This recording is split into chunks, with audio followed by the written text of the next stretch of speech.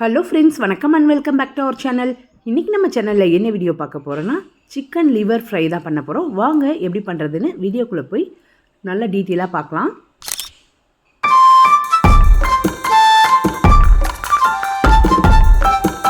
Good morning friends, happy Sunday. இன்றைக்கி morning என்ன பண்ணுறேன்னு பார்த்தீங்கன்னா, ஸ்டவ் ஆன் பண்ணி பேன் வச்சுட்டு அதில் எண்ணெய் சேர்த்துக்கிட்டேன். எண்ணெய் சூடான உடனே பட்டை, லவங்கம், கிராம்பு, ஏலக்காய், கசகசா, ஒரு பச்சை மிளகா, ஒரு பெரிய வெங்காயம், இந்த வெங்காயத்துக்கு தேவையான அளவு உப்பு எல்லாமே சேர்த்து இந்த வெங்காயத்தை நல்லா வதக்க ஆரம்பிச்சிட்டேன். வெங்காயம் லைட்டாக கோல்டன் கலராக மாறுற வரைக்கும் வதங்கினா நமக்கு சரியாக இருக்கும். பாருங்கள், இந்த மாதிரி இருந்தால் போதும். இந்த சமயத்தில் இஞ்சி பூண்டு கொஞ்சம் எடுத்து அப்படியே ஃப்ரெஷ்ஷாக அரைச்சிக்கிட்டேன். இஞ்சி பூண்டில் நான் எப்போயுமே தண்ணி சேர்த்து அரைக்க மாட்டேன். இந்த மாதிரி இஞ்சி பூண்டை மட்டும் நம்ம அரைச்சி போடுறதுனால அதோடய ஃப்ளேவர் மொத்தமும் நமக்கு கிடைக்கும். ரொம்ப டேஸ்ட்டாக இருக்கும் சாப்பிட்றதுக்கு.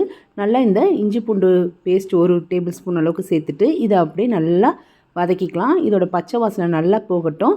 இப்போ நான் லிவரை ஏற்கனவே நல்லா சுத்தம் பண்ணி எடுத்து வச்சுருக்கேன். இந்த லிவரை இப்போ இதுக்குள்ளே சேர்த்துக்கலாம்.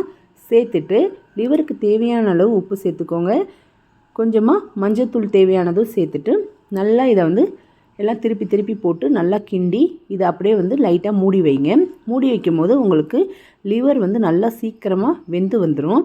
லிவர் மட்டும் எப்பயுமே நம்ம கரெக்டாக சமைக்கலை அப்படின்னா அதோடய டேஸ்ட் நமக்கு தெரியவே தெரியாது. உப்பு சரியாக இருக்கணும், அதே மாதிரி காரம் எல்லாமே சரியாக இருக்கணும். கொஞ்சம் மிஸ் ஆனால் கூட என்ன ஆகும் அப்படின்னா இந்த லிவரோட பச்சை வாசனை வந்துடும்.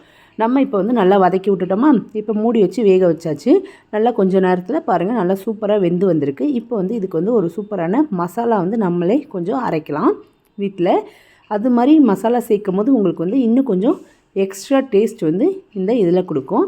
அதுக்கு நான் ஒரு பிளேட்டில் ஒரு 1/4 டேபிள் ஸ்பூன் அளவுக்கு மிளகு, சீரகம், சோம்பு எடுத்திருக்கேன்.